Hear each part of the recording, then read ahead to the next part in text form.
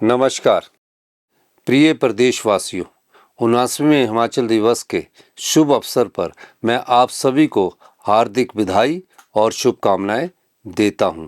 वर्ष 1948 में आज ही के दिन हमारा यह सुंदर प्रदेश 30 छोटी बड़ी पहाड़ी रियासतों के विलय से चीफ कमिश्नर प्रोविंस के रूप में अस्तित्व में आया था। आज के इस पावन अवसर पर मैं हिमाचल निर्माता और प्रदेश के पहले मुख्यमंत्री डॉक्टर यशवंत सिंह परमार सहित उन सभी महान विभूतियों के प्रति सम्मान व्यक्त करता हूं, जिन्होंने हिमाचल के गठन में बहुमूल्य योगदान दिया। मैं वीरभूमि हिमाचल के उन स्वतंत्रता सेनानियों और बहादुर सैनिकों को भी श्रद्धांजलि अर्पित करता हूं, जिन्होंने देश की एकता और अखंडता बनाए रखने के लिए सर्वोच्च बलिदान दिया।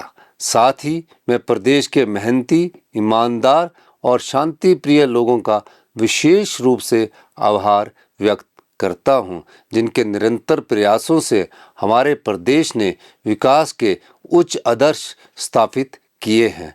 प्रिय प्रदेशवासियों, हमारी सरकार ने 11 दिसंबर 2022 को जनसेवा का उत्तरदायित्व संभाला और मुझे मुख्यमंत्री के रूप में आपकी सेवा करने का सौभाग्य मिला।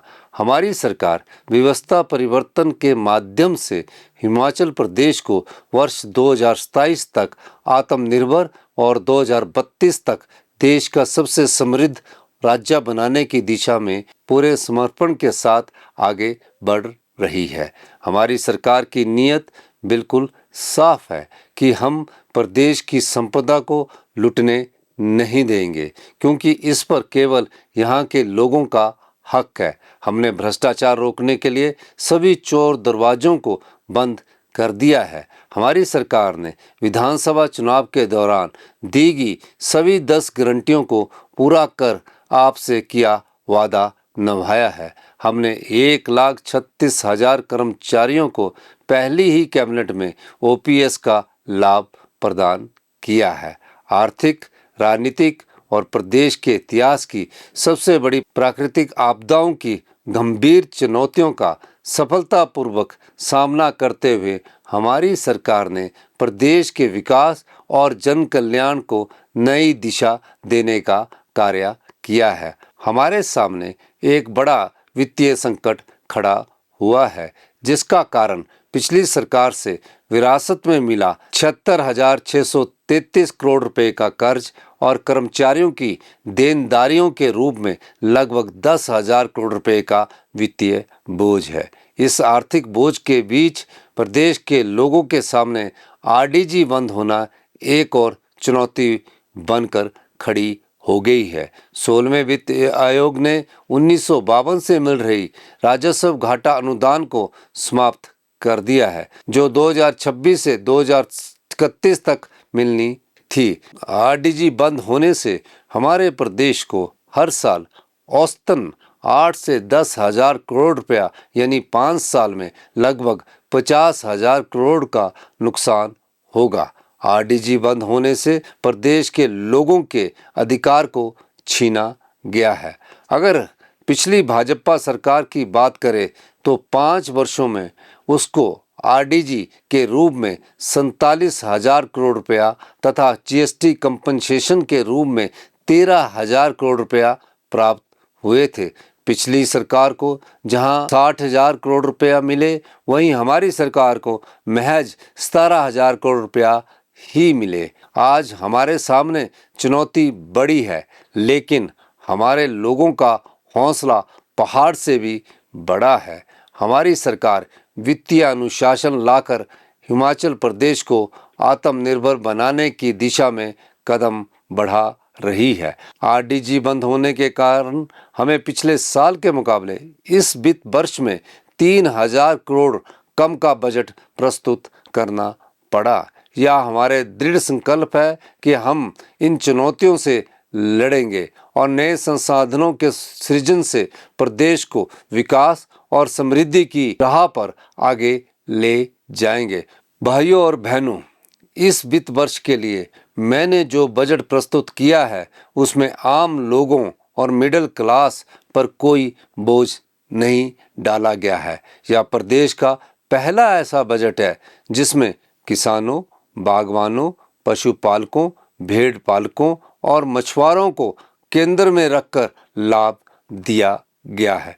प्रदेश के इतिहास में पहली बार है किसी सरकार ने खुद यह सोचा कि गांव के लोगों तक पैसा किस तरह पहुंचे। व्यवस्था परिवर्तन के माध्यम से हमने दूध उत्पादकों को लाभ प्रदान किए हैं, जबकि यहाँ ना तो पशुपालकों की मांग थी और ना ही हमारी चुनावी गारंटी।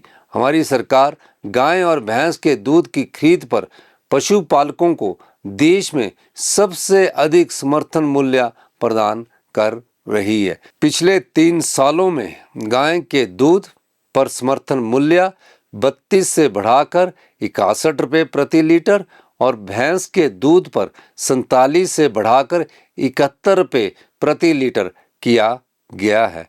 प्रिय प्रदेशवासियों, हिमाचल प्रदेश देश का पहला राज्य बना है जहां प्राकृतिक खेती पद्धति से उगाए गेहूं, मक्की और हल्दी के लिए समर्थन मूल्य दिया गया है। किसानों को और लाभ पहुंचाने के लिए हमने गेहूं के एमएसपी को 60 रुपये से बढ़ाकर 80 रुपये प्रति किलो और मक्की के एमएसपी को 40 रुपये से बढ़ाकर 50 रुपये प्रति किलोग्राम करने का फैसला किया है। कच्ची हल्दी पर समर्थन मूल्य 90 रुपये से बढ़ाकर 150 रुपये प्रति किलो करने का निर्णय लिया गया है। चंबा जिला के पांगी घाटी में प्राकृतिक रूप से उगाई जा रही जो 60 रुपये प्रति किलो के समर्थन मूल्य पर खरीदी जा रही थी, जिसे अब बढ़ाकर 80 रुपये किया जाएगा। प्रदेश में पहली बार अदरक की खरीद पर 30 रुपये प्रति किलो समर्थन मूल्य प्रदान करने का भी फैसला लिया गया है।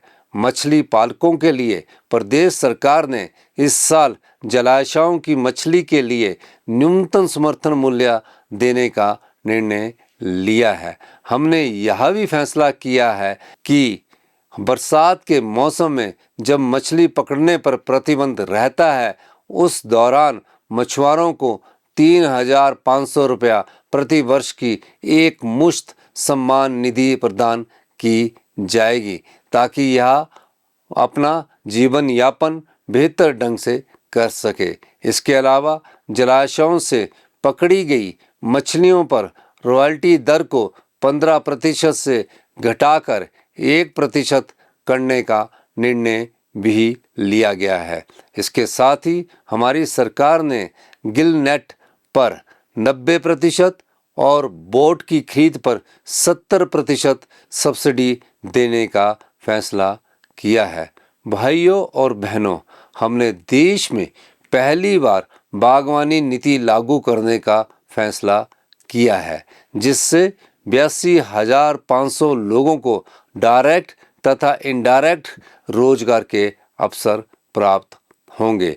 हमने सेब के लिए यूनिवर्सल कार्टन के इस्तेमाल को कानूनी रूप से अनिवार्य बनाकर हजारों सेब उत्पादकों को बेहतर आमदनी सुनिश्चित की है। प्रिय प्रदेशवासियों, हमारी सरकार विश्व स्तर की स्वास्थ्य सेवाएं उपलब्ध करवाने के लिए निरंतर प्रयास कर रही है।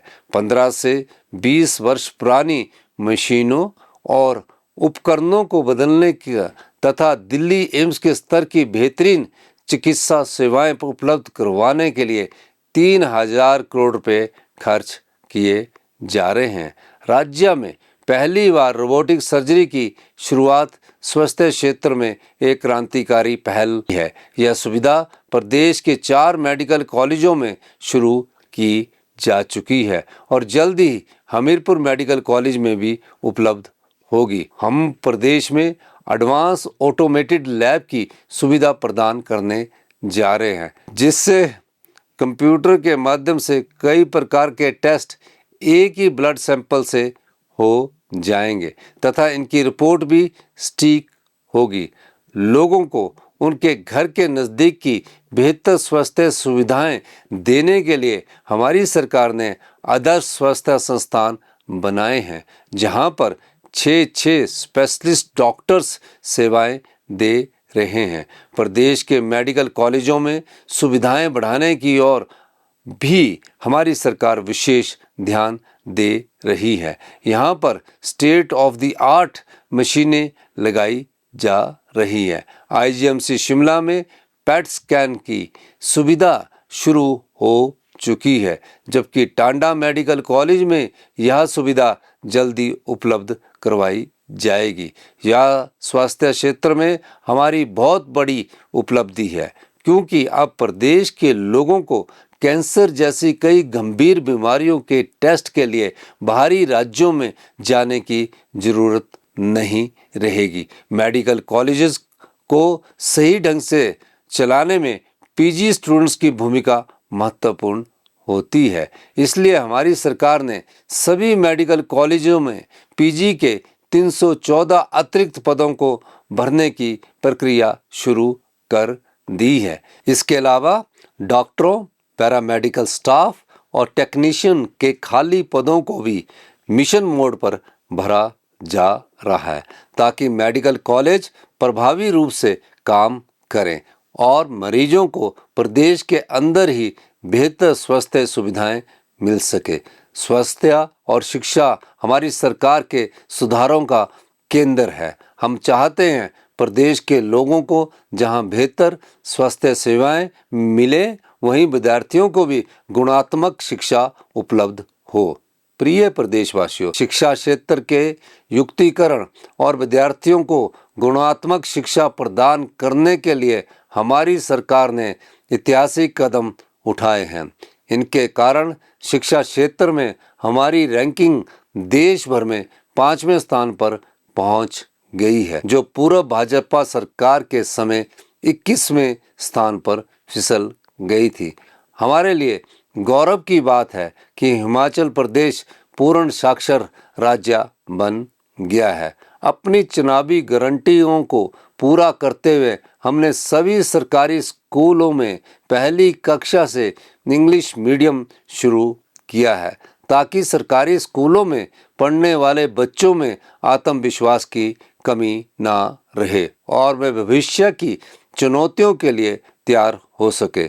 हमारी सरकार ने वर्ष 2026-27 से प्रदेश के 151 सरकारी स्कूलों को सीबीएसई से संबद्ध करने का निर्णय लिया है। इस फैसले के सुखद नतीजे आ रहे हैं।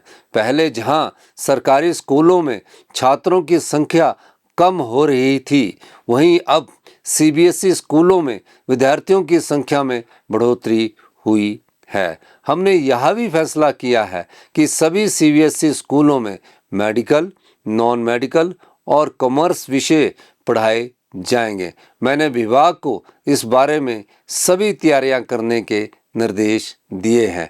हमने फैसला किया है कि एक स्कूल में सभी बच्चों से एक समान फीस ली जाएगी, ताकि विद्यार्थियों के साथ किसी प्रकार का भेदभाव ना हो सके।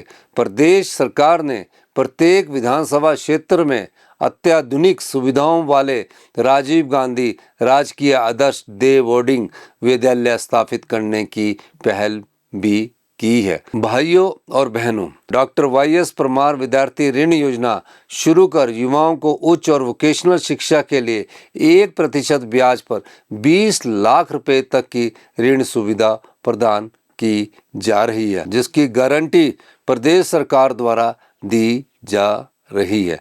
हमने इस योजना का लाभ लेने के लिए एक परिवार की आय को 4 लाख से बढ़ाकर 12 लाख रुपया कर दिया है। यानी जिस परिवार की आय 12 लाख तक है, उस परिवार का बच्चा भी 1% के ब्याज पर 20 लाख रुपए तक का लोन अपनी पढ़ाई के लिए ले सकता है। विधवा बहनों और एकल नारियों के बच्चे संसाधनों के अभाव में शिक्षा से वंचित न रहें, इसके लिए हमने इंदिरा गांधी सुख शिक्षा योजना शुरू की है।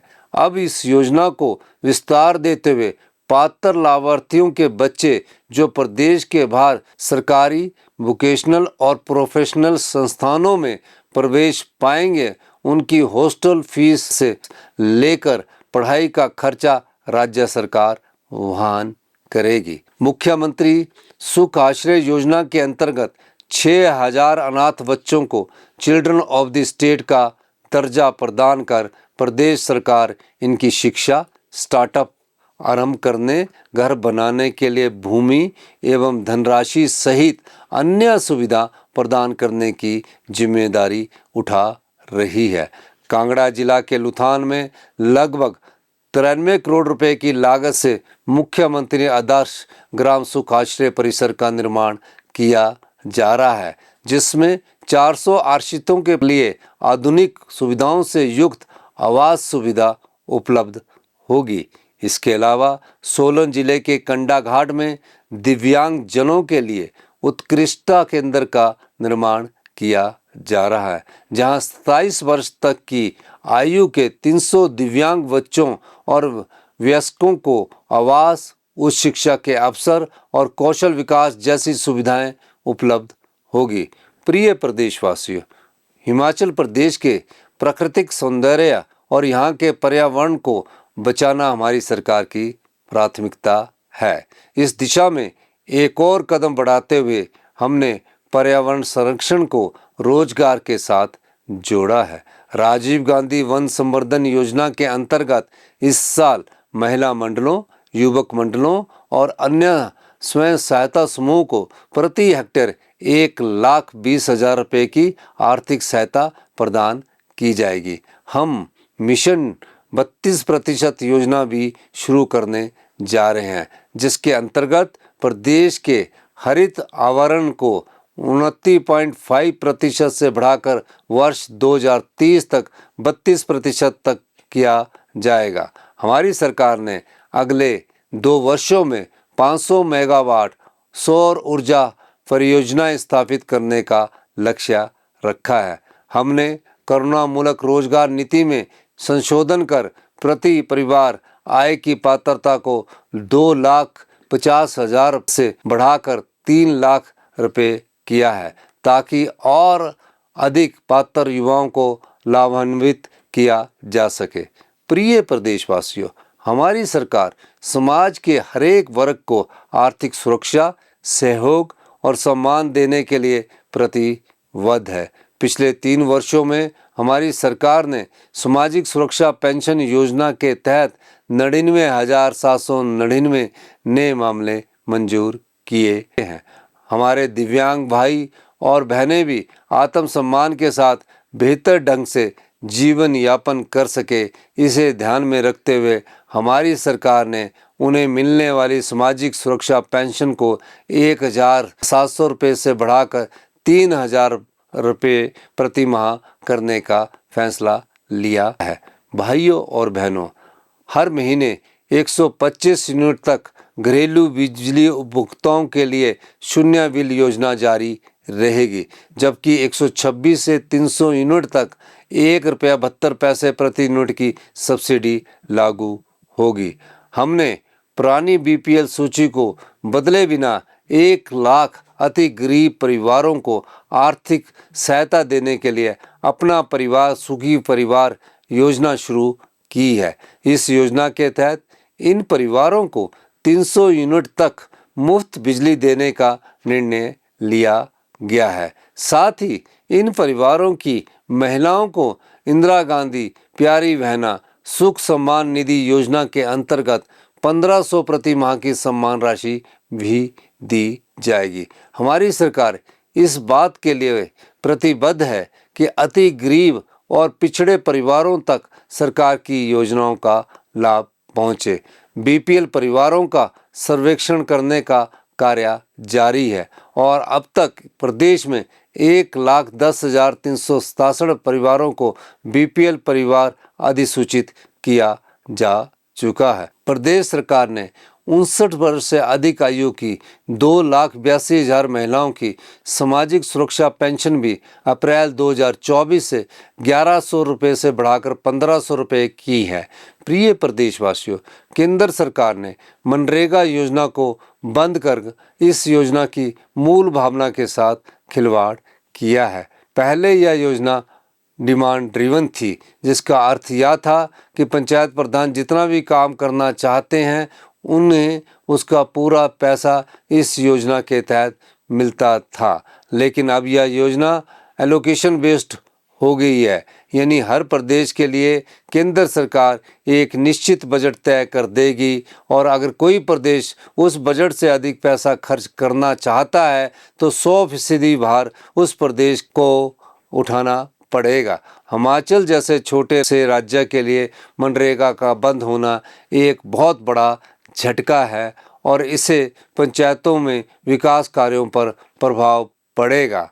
भाइयों और बहनों, प्रदेश में पर्यटन की अपार संभावनाओं को देखते हुए प्राकृतिक, धार्मिक और साहसिक, आध्यात्मिक और स्वास्थ्य पर्यटन को बड़े स्तर पर बढ़ावा दिया जा रहा है। पर्यटन व्यवसाय के साथ लाखों लोग प्रत्यक्ष और अप्रत्यक्ष रूप से जुड़कर अपनी रोजी रोटी कमाते हैं। पर्यटन बढ़ेगा तो इन सब लोगों में आर्थिक समृद्धि आएगी। इसलिए कांगड़ा जिला को हिमाचल की पर्यटन राजधानी के रूप में विकसित किया जा रहा है। कांगड़ा हवाई अड्डे के लिए विस्तार के लिए भूमि अधिग्रहण का कार्य शुरू हो चुका है। कांगड़ा जिला में देहरा उपमंडल के बनखंडी में एक बड़ा जूलॉजिकल पार्क निर्मित किया जा रहा है। प्रदेश के प्रमुख धार्मिक स्थलों ज्वालामुखी और नैना देवी में धार्मिक पर्यटन को बढ़ाने और नए स्ट्रक्चर के निर्माण के लिए 150 करोड़ रुपए मंजूर किए गए हैं। प्रिय प्रदेशवासियों, जनजातीय क्षेत्रों के विकास को राज्य सरकार विशेष प्राथमिकता दे रही है।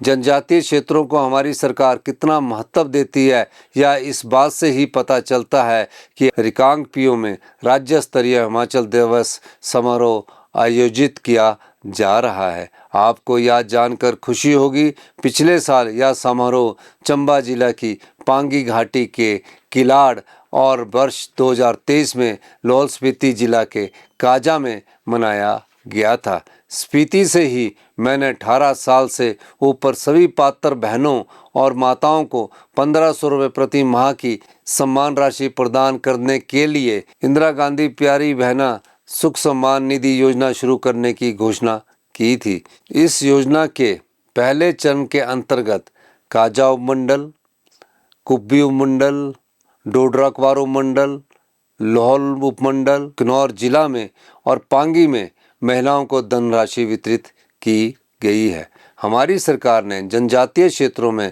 100 किलोवाट से 1 मेगावाट परियोजनाओं के लिए 5% ब्याज अनुदान का प्रावधान भी किया है।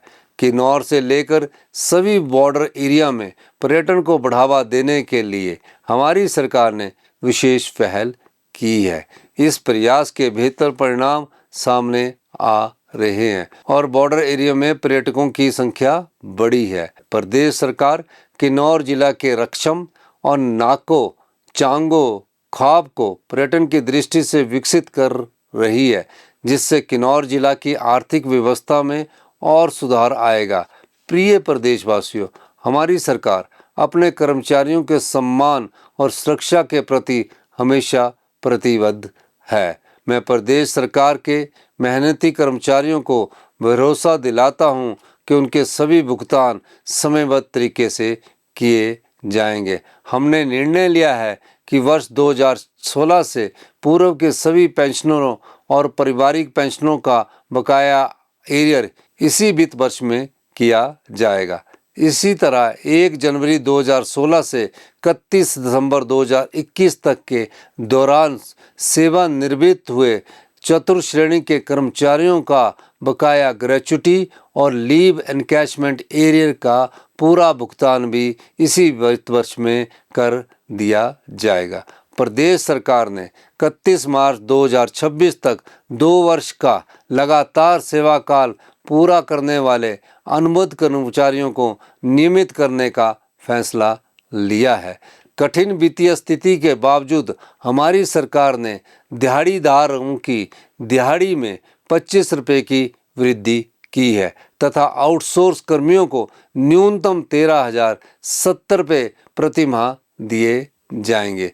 प्रदेश के युवाओं में नशे का बढ़ता चलन की चिंताजनक स्थिति को देखते हुए हमने सख्त कदम उठाए हैं और कानूनी प्रावधान लेकर भी आए हैं, जिसमें कड़ी सजा और जुर्माने का प्रावधान किया गया है। इस सामाजिक बुराई से निपटने के लिए प्रदेश में चिट्टा मुक्त हिमाचल अभियान शुरू किया गया है, जिसमें युवाओं सहित समस्त प्रदेशवासियों का भरपूर सहयोग मिल रहा है। हम जल्दी से खेलो इंडिया चिट्टा मुक्त अभियान शुरू करने जा रहे हैं, जो युवाओं को नशे की लत विशेषकर चिट्टे से दूर रखने में हमारे प्रयासों को और बल देगा। मुझे पूरा विश्वास है कि आपके सहयोग से हम हिमाचल प्रदेश को आत्मनिर्भर और सबसे समृद्ध राज्य बनाने में सफल होंगे। हिमाचल दिवस के अवसर पर मैं एक बार फिर आप सभी को हार्दिक बधाई और शुभकामनाएं देते हुए आपके उज्जवल भविष्य की कामना करता हूं। जय हिंद, जय हिमाचल।